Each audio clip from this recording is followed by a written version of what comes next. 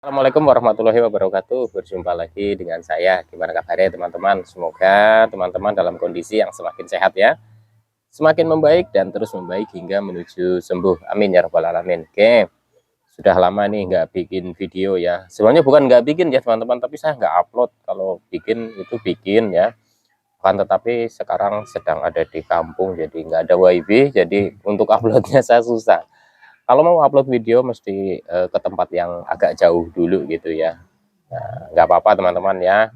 Semoga aja bisa dimaklumi. Tapi insya Allah saya tetap akan memotivasi teman-teman untuk menambah semangat teman-teman menghadapi gangguan ini ya hingga membaik dan sembuh ya. Amin ya rabbal alamin. Oke, di sini saya mau menjawab pertanyaan dari teman-teman karena banyak sekali pertanyaan yang belum saya tanggapi ya. Mohon dimaklumi ya. Dan jawaban ini adalah murni yang berdasarkan pengalaman pribadi saya. Semoga saja bermanfaat dan semoga saja bisa memotivasi teman-teman untuk tetap semangat dalam menghadapi gangguan ini ya. Karena gangguan ini memang cukup menggemaskan gitu ya, cukup menjengkelkan dan cukup membingungkan. Akan tetapi gangguan ini bisa sembuh ya teman-teman. Teman-teman tetap semangat. Saya yakin teman-teman juga bisa sembuh ya. Kembali lagi, saya bukanlah dokter, bukan ahli medis, bukan ahli hipnoterapi, dan bukan ahli obat-obatan ya. Saya hanya orang yang pernah menderita gangguan ini dan alhamdulillah sudah sembuh. Kalau saya bisa sembuh, saya yakin teman-teman juga bisa sembuh ya. Langsung saja untuk menyingkat durasinya dari pertanyaannya dari akunnya Sinikol. Assalamualaikum. Waalaikumsalam. Mas, saya sudah bingung, nggak sembuh-sembuh karena mungkin saya nggak jaga pola makannya sehingga saya masih merasakan rasa mau itu nggak hilang-hilang dan pikiran masih suka yang aneh, kecemasan yang luar biasa. Semoga kita cepat sembuh total. Amin ya rabbal alamin. Amin ya teman-teman ya. Jadi gini ya teman-teman ya. Jadi kalau misalkan kita itu merasakan yang namanya perasaan kayak mau ya, terus kadang itu kita itu kadang kayak keringat dingin, terus suasana hatinya itu nggak menentu. Jadi selalu kebayangnya kalau misalkan ada sensasi muncul, kita bayangannya itu sudah nggak karu-karuan ya, bayangannya itu negatif ya, bayangannya itu sesuatu hal yang malah justru yang tidak kita inginkan gitu ya. Itu yang terjadi pada saya dulu ya. Akan tetapi hal seperti ini nanti bisa membaik dan bisa normal kembali ya. Salah satunya dengan cara seperti apa? Salah satunya adalah kita itu tetap meyakini ya, meyakinkan kepada diri kita bahwa kita itu kuat menghadapi gangguan ini. Ya, kenapa bisa muncul rasa seperti itu? Karena masih ada muncul sensasi fisik ya. Kalau sensasi fisiknya masih muncul, nah kecemasan kita belum terkendali, terus pikiran kita itu kemana-mana. Kita merasakan yang namanya bisa dibilang gini, apa namanya, keringat dingin aja ya.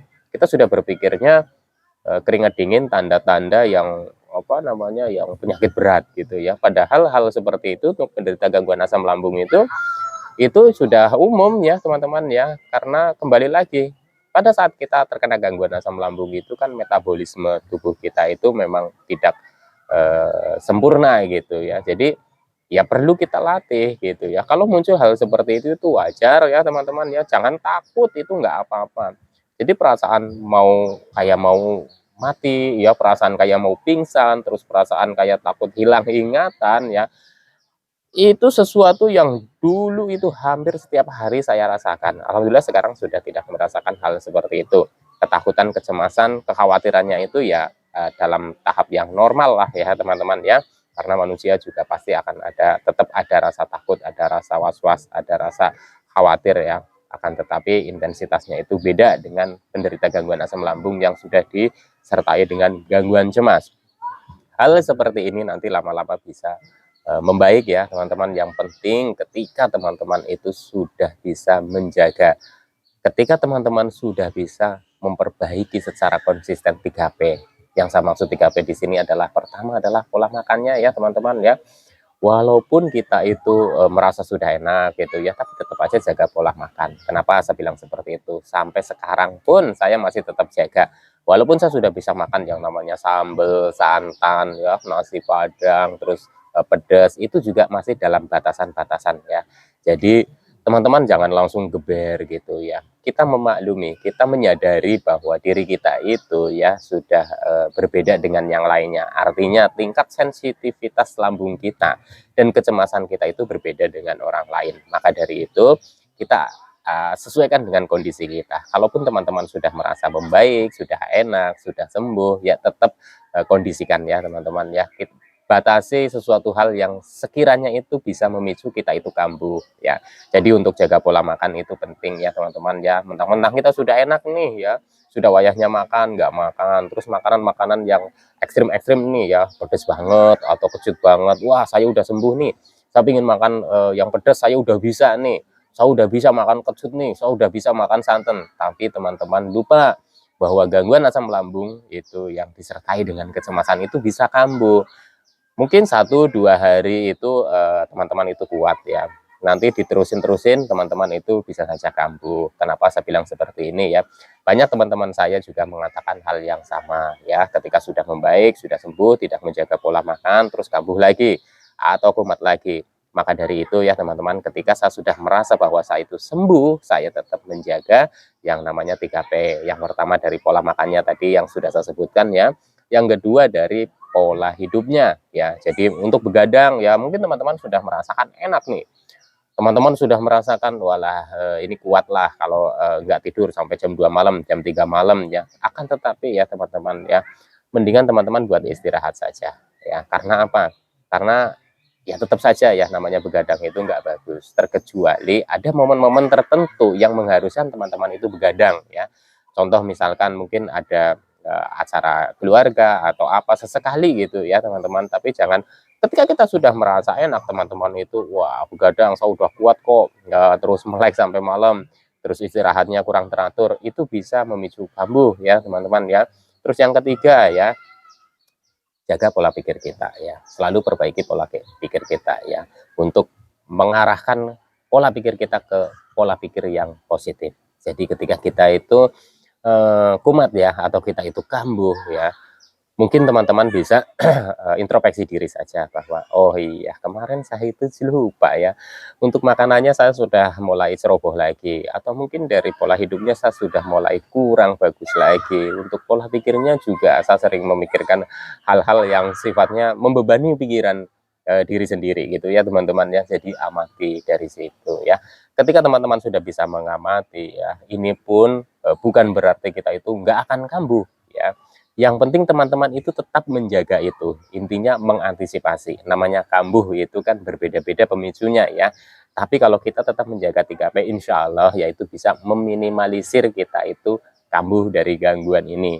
Alhamdulillah ya teman-teman ya, selama saya merasa sembuh, alhamdulillah eh, belum merasakan kambuh. Jangan belum ya, jangan sampai kambuh ya teman-teman, karena saya tahu gangguan ini luar biasa sekali. Gangguan ini sungguh tidak enak sekali. Maka dari itu teman-teman itu tetap jaga ya yang namanya 3P secara konsisten. Kembali lagi untuk teman-teman yang sering sekali menanyakan ke saya yang namanya obat ya teman-teman. Sebenarnya ini penjelasannya panjang ya.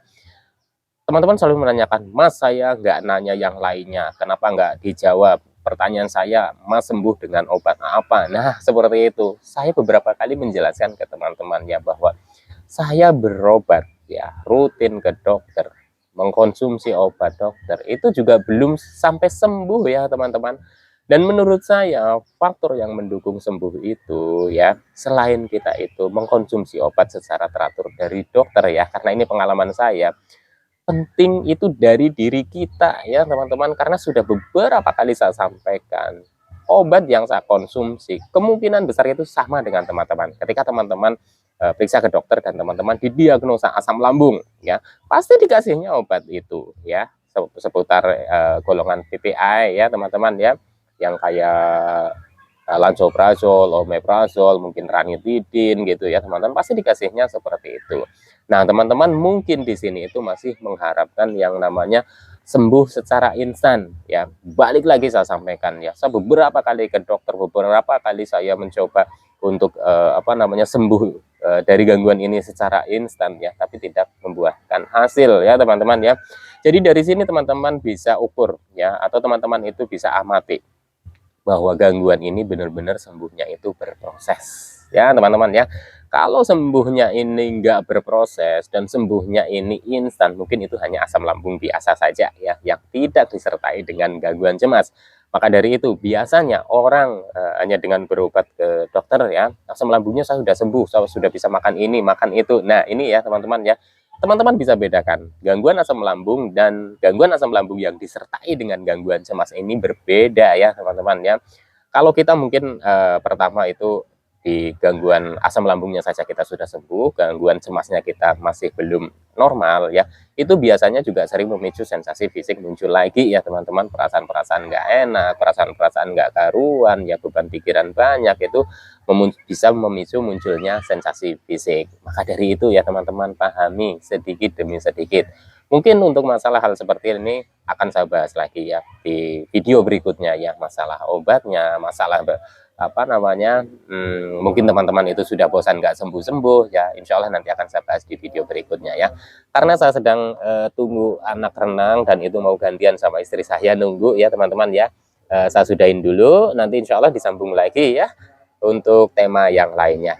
Teman-teman tetap semangat, insya Allah gangguan asam lambung yang disertai dengan kecemasan yang teman-teman alami juga bisa sembuh, dan saya doakan juga lekas sembuh. Salam sehat jasmani dan rohani. Wassalamualaikum warahmatullahi wabarakatuh.